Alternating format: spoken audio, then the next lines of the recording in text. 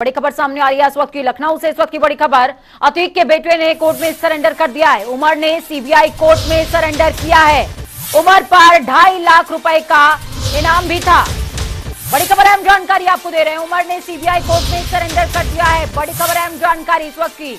उमर पर 2.5 लाख का इनाम भी घोषित था और आखिरकार उसने लखनऊ में सरेंडर कर दिया। बड़ी खबर, अहम जानकारी है इस वक्त की।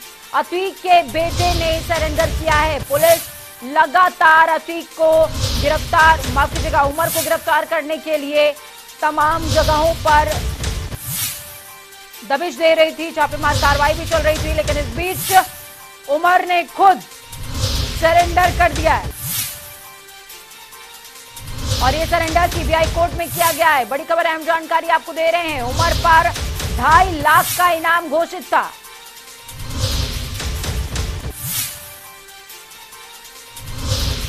उमर पर 2.5 लाख रुपए का इनाम घोषित था। बड़ी खबर, अहम जानकारी है इस वक्त की।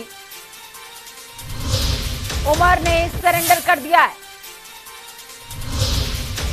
और साथ में प्रयागराज के अंदर अतीक पर प्रशासन का प्रहार भी जारी है।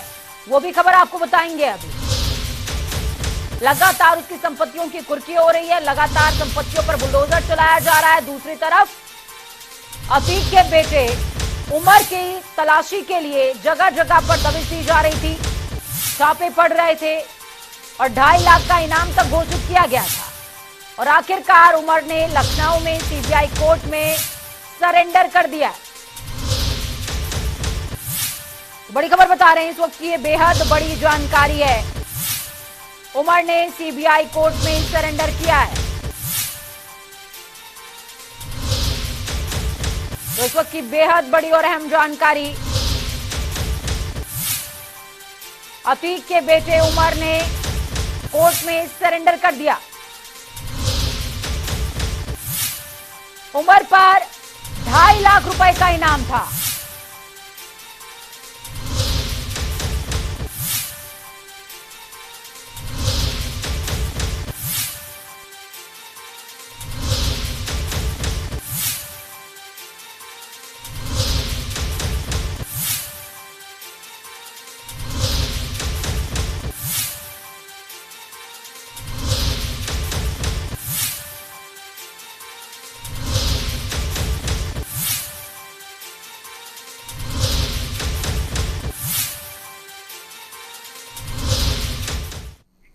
तो एक तरफ उमर ने सरेंडर किया, दूसरी तरफ प्रयागराज से खबर सुनिए। प्रयागराज में माफिया अतीक पर प्रशासन का प्रहार जारी है। अतीक की 75 करोड़ की संपत्ति की कुर्की होगी। डीएम ने गैंगस्टर एक्ट के तहत आदेश दे दिया है। 6 सितंबर तक अवैध संपत्ति की कुर्की का आदेश है। अतीक की पत्नी के नाम कौशाम्बी में जमीन है। शाइस्ता परवीन के नाम पर 4 से 8 बीघा जमीन बताई जा रही है। अतीक के नाम पर रहीमाबाद में 2.25 बीघा जमीन है। तीनों संपत्तियों की अनुमानित कीमत 75 करोड़, जिसकी 8 कुर्की हो जाएगी। तो बड़ी खबर बता रहे हैं आपको, ये बेहद बड़ी खबर है। एक तो उमर ने सीबीआई कोर्ट में सरेंडर किया, दूसरी तरफ प्रयागराज में अतीक की तमाम संपत्तियों पर डीएम ने गैंगस्टर एक्ट के तहत कार्रवाई करी है। 6 सितंबर तक तमाम अवैध संपत्तियों को कुर्क करने के आदेश दे दिए हैं और ये संपत्तियां अतीक और शाइस्ता परवीन, जो कि अतीक की पत्नी है, दोनों के नाम पर है। अतीक के नाम पर रहीमाबाद में 2.25 बीघा जमीन है और शाइस्ता के नाम पर 2 जमीनें। चलिए, तौकीर किदवई हमारे साथ में राजधानी लखनऊ से जुड़ चुके हैं। तौकीर, इस समय जिस तरीके से अतीक के परिवार पर और अतीक पर कार्रवाई देखने को मिल रही है वो बेहद दिलचस्प है। एक तरफ उमर जो है वो सीबीआई कोर्ट में सरेंडर करते हैं, दूसरी तरफ प्रयागराज में 75 करोड़ की उसकी संपत्ति की कुर्की की खबर सामने आती है और ये संपत्तियां सिर्फ अतीक के नाम पर नहीं है बल्कि शाइस्ता के नाम पर भी हैं। पहले उमर ने किस तरीके से सरेंडर किया, क्या माहौल वहां पर नजर आया, इस पर थोड़ा सा तमाम दर्शकों को जानकारी दीजिए। देखिए, आज उमर करीब 11 बजे पहुंचे थे यहाँ पे सीबीआई के स्पेशल कोर्ट में। उन्होंने सरेंडर किया है 2018 के एक मामले को लेकर, जिसमें एक लखनऊ के कृष्णनगर इलाके के रहने वाले मोहित जायसवाल नाम के कारोबारी को अगवा करके देवरिया जेल में पीटने का आरोप था, रंगदारी का उनके ऊपर आरोप लगा था कि उन्होंने रंगदारी मांगी है। इसी मामले को लेकर पुलिस पर भी आरोप थे कि पुलिस ने अतीक के दबाव में क्लीन चिट दी। इसके बाद ये पूरा मामला सीबीआई पहुंचा था और सीबीआई इस 2018 से इस पूरे मामले की जांच कर रही है। 18 से ज्यादा लोगों को इसमें नामजद किया गया था, जिसमें फारूक नाम का भी एक व्यक्ति था, जिस पर कहा जा रहा है कि फारूक ने मोहित जायसवाल के अकाउंट में मुकदमा लिखने से पहले कुछ एक बड़ी रकम भी ट्रांसफर की थी। तो कई ऐसे मामले थे जिसको लेकर आज अतीक के जो बेटे हैं उमर, उनको तलाश किया जा रहा था। 2.5 लाख का इनाम भी इनके ऊपर घोषित किया गया था।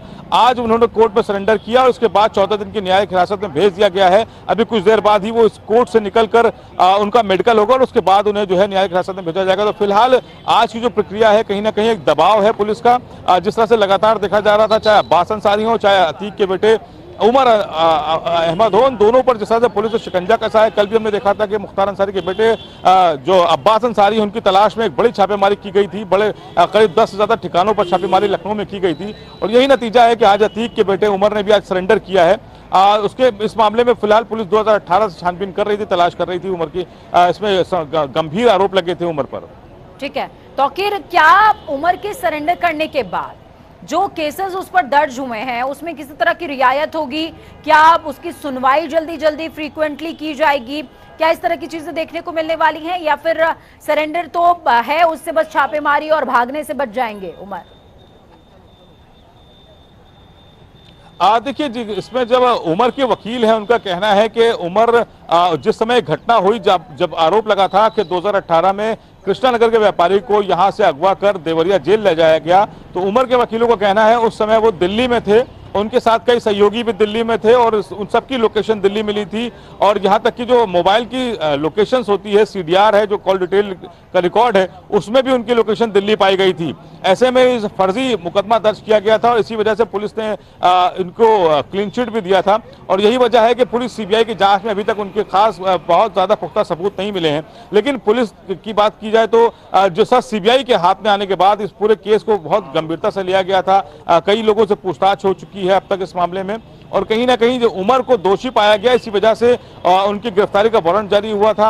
और खास बात है कि 2.5 लाख का इनाम भी पुलिस इस पर जारी कर चुकी है। तो कहीं ना कहीं अब देखना होगा कि क्या सबूत सीबीआई के पास है और किस तरह के बचाव के लिए उमर अपने सबूत प्रस्तुत करते हैं। तो फिलहाल ये थोड़ा समय लगेगा इसमें, लेकिन तस्वीर साफ होगी। चलिए, बहुत शुक्रिया तौकीर हमारे साथ जुड़ने के लिए, अहम जानकारी साझा करने के लिए। तो एक तरफ अतीक के बेटे उमर, जिस पर 2.5 लाख का इनाम था, सीबीआई कोर्ट के सामने उसने सरेंडर कर दिया। दूसरी तरफ प्रयागराज से भी बड़ी खबर है, 75 करोड़ की संपत्ति जो कि शाइस्ता और अतीक के नाम पर दर्ज हैं, उन तमाम संपत्तियों को गैंगस्टर एक्ट के तहत डीएम ने 6 सितंबर तक कुर्की करने के आदेश जारी कर दिए हैं। तो दोनों बेहद गंभीर और बड़ी खबरें हैं। आप इन दोनों खबरों को लिंक करके समझ सकते हैं कि किस तरीके से गैंगस्टर्स पर कार्रवाई करने का काम, जो कि माफिया कहे जाते हैं, उत्तर प्रदेश में बड़े नाम रहे हैं, फिर चाहे वो मुख्तार अंसारी हो या फिर अतीक अहमद हो, इन सब पर योगी आदित्यनाथ का चाबुक चल रहा है।